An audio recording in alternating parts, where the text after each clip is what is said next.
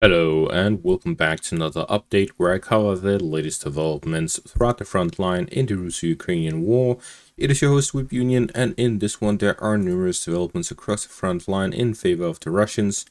The Russians have managed to advance within Unakivka in the Sumy region, across the Siversk river line in the Liman direction. The Russians also made numerous advances in the Siversk section of the front line, with additional advances in the Toretsk section of the front line and to the east of Pokrovsk, where the Russians continue advancing in between the cities of Pokrovsk and Kostyantynivka.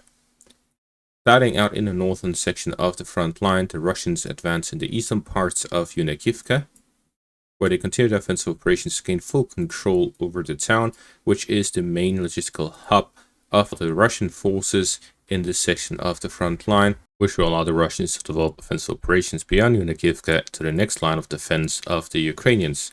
While the Russian forces are bogged down in Unakivka, the Ukrainians have been counterattacking to the west to free up their positions for a counterattack in the direction of Unakivka, where heavy fighting takes place to the south of Yablonivka and Vereshchene, as the Russians are defending the western flank until they gain control of Unakivka, from which they can go on the offensive.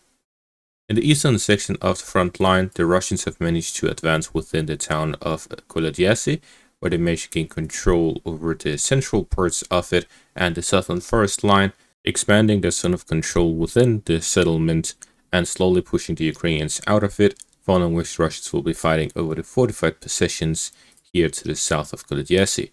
Russian sources claimed very heavy fighting took place over Kadiasi and questioned why the Ukrainians were so obsessed with holding it. The reason for this is twofold. One part is the town of Myrne, and the second one is Stavki. Both of these open up the road for the Russian forces to enter Sarishne from the north. Kadiasi is the last stop before these two settlements, and if we take a closer look, we see Stavki has several fortifications ahead of it, which means that the Ukrainians can put up a strong fight over that as well. However, Myrny is being flanked from the rear through Kadiasi. If the Russians gain control over Kadiasi, they can flank Myrny, gain control over it, and advance along the Siversk river line into the northern parts of Sarishne, following which they will be able to gain control over the fish farm area and a foothold in the northern parts of the town for a crossing across the Siversk river line, and it will strengthen the Russian offensive capabilities in the direction of Tversk as well. Therefore, Kadiasi is really the last offensive position the Ukrainians can stop the Russians at before Sarishne from the eastern flank. They still have Stavki on the western flank. In the Siversk section of the front line, there are numerous advances. The Russians managed to gain control over the fortified positions here to the south of Serebryanka. At the same time, they managed to gain control and align the front line north of the fortifications recently captured. With this, the Russians are one step away from gaining control over the road connecting Serebryanka in the north with Siversk in the south.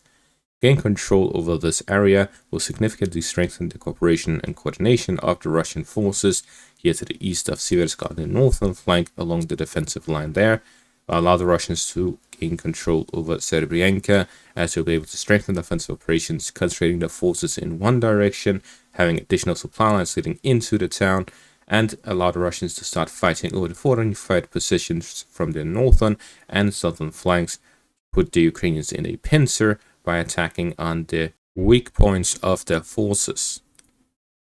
To the south, the Russians also managed to advance in the northern flank of Rosolivka and Vesele. This is the first advance in a very long time. This is ahead of the fortified positions which the Russians aligned the front line with.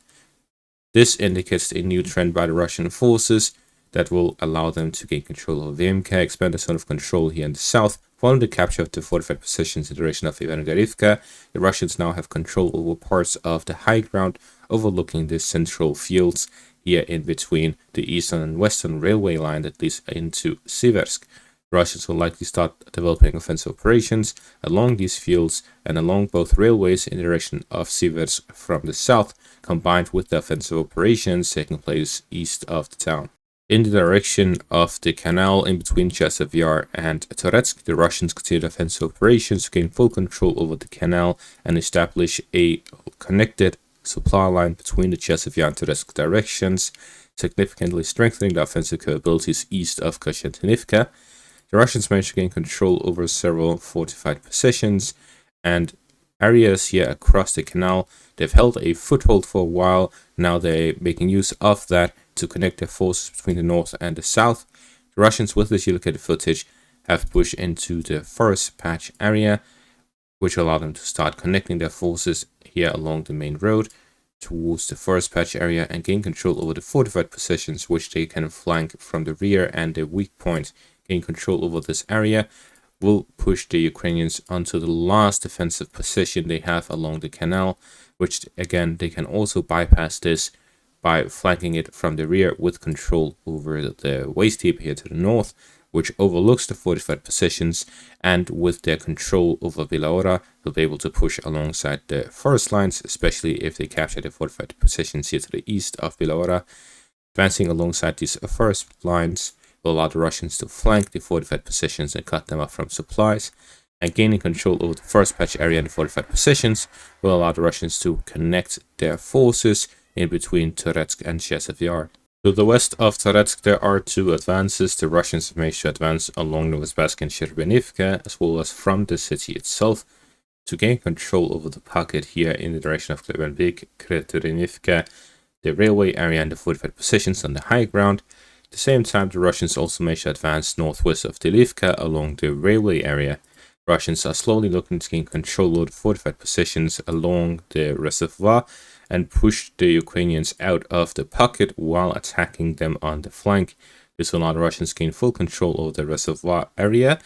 Combined that, the Russians will look to push the Ukrainians out of the pocket to gain control over everything south of it, to advance alongside the railway area and the urban areas up to Kostyantynivka from the south.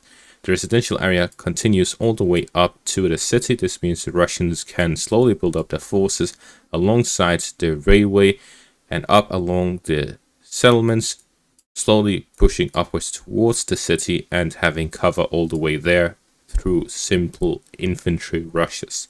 It will also allow them to push alongside the railway area with armored vehicles, where they can have the protection and cover of the forest lines on both flanks. The Russians are slowly closing their pockets and pushing in the direction of Kostyantynivka while connecting the forces between Chasiv Yar and Toretsk, all to the operational encirclement of the city, where they look to gain control over several settlements on the northern and western flanks, while advancing and aligning the front line on the eastern flank. To the west of Kostyantynivka, the Russians have managed to gain full control over Poltavka. This leaves only Rusin Yar in the area between Kostyantynivka and Pokrovsk remaining under Ukrainian control, following which the Russians can start offensive operations towards the settlements of Stepanivka, Dovhabelka and Mykolaiv here on the western flank of Kostyantynivka for the operational encirclement from this direction. At the same time, the Russians would need to gain control over Popasne, Virlyubivka and Stinky on the northern flank of Kostyantynivka for the operational encirclement in that direction. In the end, it turns out Stinky is an important strategic objective of the Russian forces for the operational encirclement of Kostyantynivka. Who would have thought this 2 years ago? During the first phase of the Russian summer offensive, we are seeing that there are 5 primary targets. There's the city of Pokrovsk, the city of Kostyantynivka, the town of Siversk, the town of Liman, and the town of Kupiansk.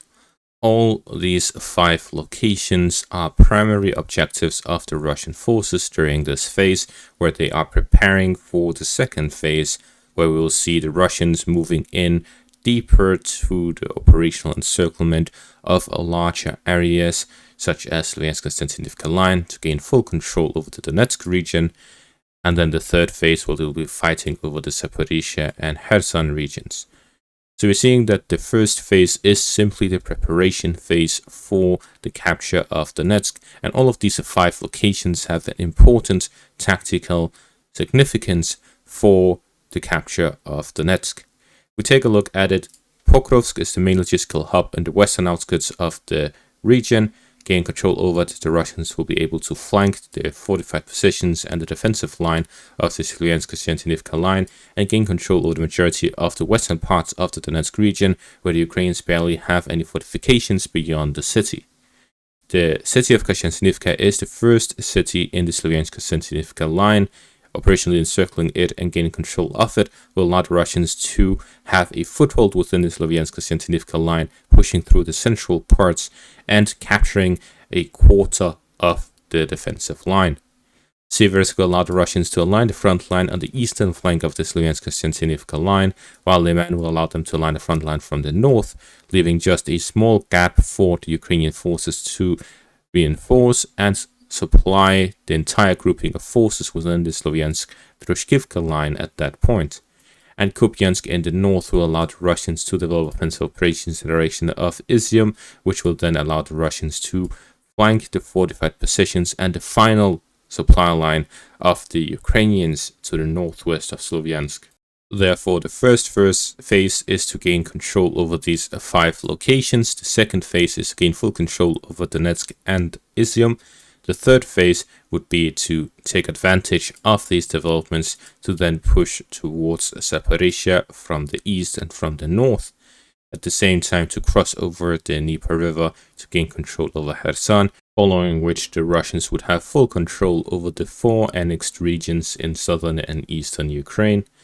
While at the same time, operations will take place along the border area to expand the buffer zone along the border.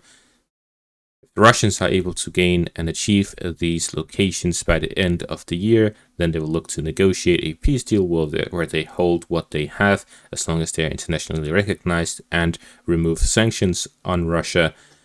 If Ukraine agrees to such a peace deal, then the Russians would likely end the war there.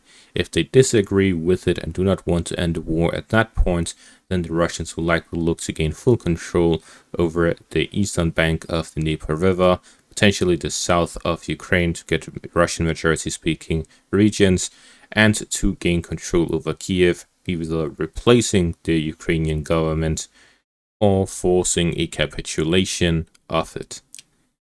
That is likely how the Russians aim to end the war, and as it stands, the Ukrainians do not have the capabilities to reverse the current trend. How long it will take is a different question. And that is going to be all for this update. Thank you for watching. Make sure to leave a like, subscribe, check out my Patreon and YouTube membership for additional content. Thank you all for watching and have a great day.